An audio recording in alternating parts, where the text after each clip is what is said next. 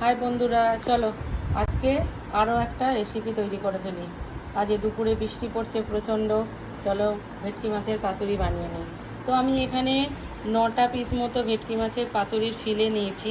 এই যে দেখতে পাচ্ছ খুব সুন্দর পাতুরিগুলো এনেছে।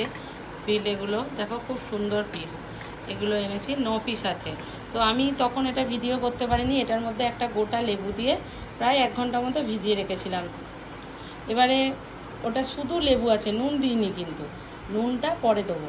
এবার চলো, এই যে এইটা দেখতে পাচ্ছ, এইটাতে আছে 1.5 চামচ করে সর্ষে আর পোস্ত ভেজানো। এখানে আছে কিছু গোটা কাঁচা লঙ্কা, নারকেল কুড়ো আর কলা পাতা তো কাটাই আছে।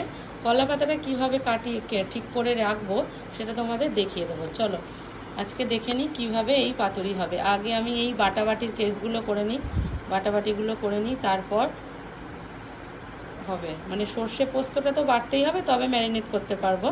ঠিক আছে, তবে আসছি আমি বেটে নিয়ে। হাই বন্ধুরা, আবার এসে গেছি। এবারে সেকেন্ড পার্টে দেখাচ্ছি। আমি কিছু কলা পাতা এইভাবে সরু সরু করে কেটে নিয়েছি। তোমরা বাজার থেকে, যাদের কাছে নেই, বাজার থেকে কিনে নিয়ে এসেও করতে পারো। এই কলা পাতাগুলোকে মানে এইভাবে কেটে, দেখতে পাচ্ছ কিভাবে কেটেছি, ছোট ছোট করে এইভাবে কেটে নিয়ে আর এইভাবে একটুখানি আগুনে সেঁকে নিতে হবে। কলা পাতাগুলো শক্ত শক্ত তো, যখনই পাতুরি মুড়তে যাবে সব ছিঁড়ে যাবে। ওই জন্য এইভাবে একটু করে নিলে খুব সুন্দর মোড়া যায়। তো আমি এইভাবেই করি, তোমরা চাটুতেও পারলেও করতে পারো, চাটুর মধ্যে রেখে এইভাবেও করতে পারো। আর আমি এইভাবে করে নিই হালকা সহজ উপায়ে। ব্যাস, এইটা হয়ে গেল। এরপরে তোমাদের দেখাবো কিভাবে কি কি দিয়ে ম্যারিনেট করে রাখছি। তারপরে কিছু রান্না করার পর আবার পাতুরিগুলো আমরা একটু অল্প তেল দিয়ে দিয়ে ভেজে নেবো, মানে দেখাবো, পুরোটাই দেখাবো। চলো। তো বন্ধুরা, চলে এসেছি সব বেটে নিয়ে। এই যে দেখতে পাচ্ছ মিক্সার জারে রাখা আছে ওই বাটাটা। এর মধ্যে আমি মোট 6টা কাঁচা লঙ্কা দিয়েছি, একটু ঝাল ঝাল হলে ভালো লাগবে। আর নুন দিয়ে, যেহেতু সর্ষে ছিল, নুন, কাঁচা লঙ্কা আর পোস্ত দিয়ে ভালো করে বেটে নিয়েছি। তো এই নারকেল গুঁড়ো দিয়ে এবারে দেখো এইটা পুরোটা এইটার মধ্যেই ঢেলে দেবো। ঠিক আছে, এবারে দিচ্ছি এই যে পুরো 8খানা, মানে মিডিয়াম সাইজের একটা নারকেলের কুড়ো, মানে মিডিয়াম সাইজের একটা নারকেলকে 8খানা কুড়ো দিয়েছি। এটা বেশ সুন্দর টেস্ট হবে। তো এটার মধ্যে দিয়ে দিলাম। এবার দেবো কাঁচা সর্ষের তেল, বেশ অনেকটাই দেবো, বেশ অনেকটা দিলে তবে ভাজে খুব দারুণ লাগবে। এবার সব শুদ্ধ নিয়ে দেখো এই যে পুরো ভালো করে জিনিসটা মাখিয়ে নিচ্ছি, পুরো মাখিয়ে রেখে দেবো। প্রায় আমি 3 চামচের মতো সর্ষের তেল দিয়েছি। দেখো এতে কিন্তু কোনো লঙ্কা গুঁড়ো, হলুদ গুঁড়ো কিচ্ছু দেবো না, টেস্টটা তাহলে অন্য হয়ে যাবে।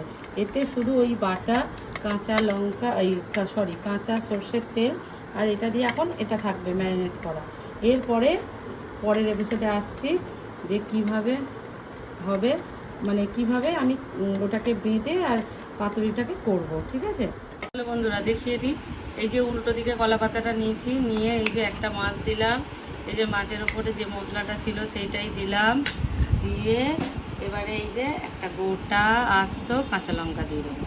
এবারে এই দিক থেকে একটা পাট তুলবো আর এই দিক থেকে একটা পাট তুলবো, ব্যাস হয়ে গেল। দিয়ে আবার এদিক থেকে একটা পাট তুলবো, একদম হালকা হাতে করতে হবে, ব্যাস হয়ে গেছে। এই দেখো পাট হয়ে গেছে। যে ভাপাবে তে আর সুতো দিয়ে বাঁধবে না। আর মানে কেউ যদি উল্টে পাল্টে ভাজে এটাতে, এটা দুরকমভাবেই হয়, ভাপিয়েও হয় আবার সুতো। এই দেখো আমি সরু সুতো নিয়েছি, সেলাই করা জামা কাপড় সেলাই করা যে সুতো, সেই সুতো নিয়েছি। এই দেখো জাস্ট একটু এইভাবে পাকিয়ে দেবো যাতে না কলা পাতাটা খোলে, ব্যাস হয়ে গেল। আমাদের ভেটকি মাছের পাতুরি হয়ে গেল কমপ্লিট। চলো আর একটা করে দেখাচ্ছি একটা। এই দেখো, দেখে নাও কত সুন্দর হয়েছে। এরকম করছে। এই যে আরও একটা মাছ নিলাম, এই মাছটা নিলাম, এই যে মশলাটা দিলাম, দিয়ে এবারে এই যে কাঁচা লঙ্কাটা দিয়ে দিলাম। এবারে এই যে কলা পাতাটা একটু সরু মতো হয়েছে, অসুবিধে নেই, তো আমি এই কলা পাতাটা এইভাবেও দিতে পারি। এই যে দেখো, যদি ছোট হয়ে যায় অসুবিধা কিছুই নেই, রান্না যারা করে তারা ভয় পায় না। এই যেটাকে এইভাবে মুড়ে দিলাম, হয়ে গেল। পারলে যখন আরও যদি ছোট কোনো কাটা পাতা থাকে, ধরো পাতা আমাদের কাটতে কাটতে কেটে যায়, তো এই যে এই পাতাটা দিয়ে আবার একটা এইরকম করে দিলে হয়ে গেল। এই যে দিয়ে সুতো দিয়ে বেঁধে দিলে, অনেক সময় হয় এরকম ছোট। দেখো এই যে আমার সব কটা এইভাবে হয়ে গেছে তৈরি করা, দেখে নাও সব এইভাবে তৈরি হয়ে গেছে। এই যে ঠিক আছে, এবার এই দেখো সব তৈরি হয়ে গেছে। এবার এখানে আমি একটা এরকম ফ্রাইং প্যান বসিয়ে দিয়েছি। এবার এর মধ্যে আমি অল্প করে সর্ষের তেল দেবো, ঠিক আছে। এই যে এর মধ্যে আমি অল্প করে সর্ষের তেল দেবো দিয়ে, আর এই যে একটুখানি এরকমভাবে নাড়িয়ে ঠিক করে নেবো, হয়ে গেল। এবারে এটা একটু কমিয়ে দেবো গ্যাসটা, গ্যাসটা অনেক জোর আছে, গ্যাসটা এরকম মিডিয়াম করে দেবো, ঠিক আছে। এবারে দেখে নাও এই যে এইগুলো এইভাবে দিয়ে দেবো। আমার এইটা প্যানটার মধ্যে চারটেই হয়, তো চারটে হবে, তখন এরকম কমিয়ে দিয়ে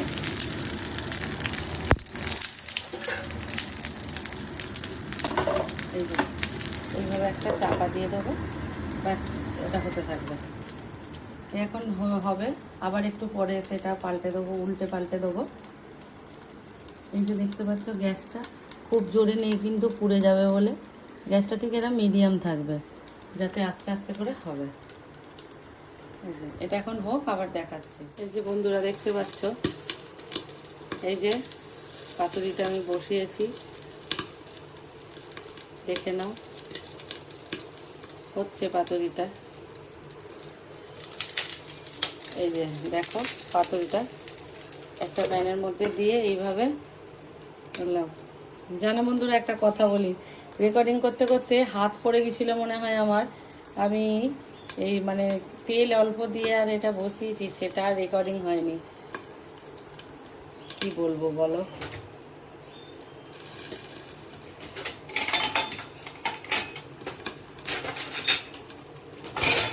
তো ঠিক আছে, হয়নি, তাও আমি দেখিয়ে দিচ্ছি।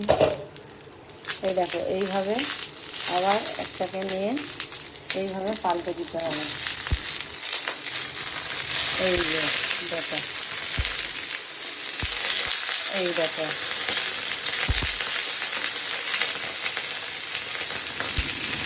এই দেখো, এই যে এটা আস্তে আস্তে হবে।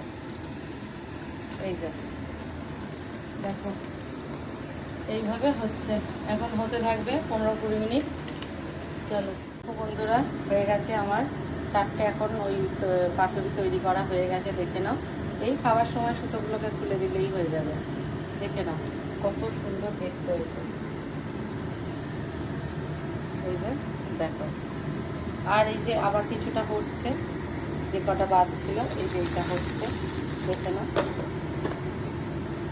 এইভাবে খুব সুন্দর হয়।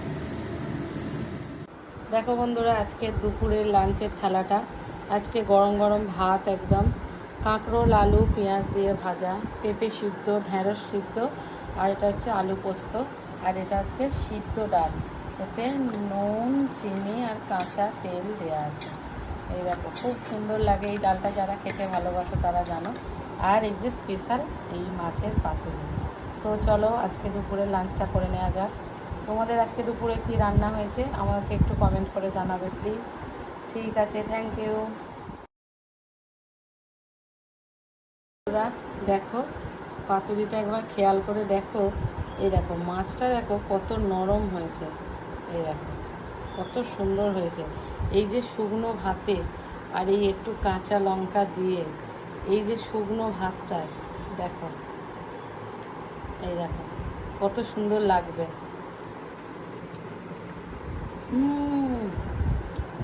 অসাধারণ, একবার খাবে, করে খেয়ে বানিয়ে আমাকে কমেন্টে বলো কেমন লাগলো। দুর্দান্ত।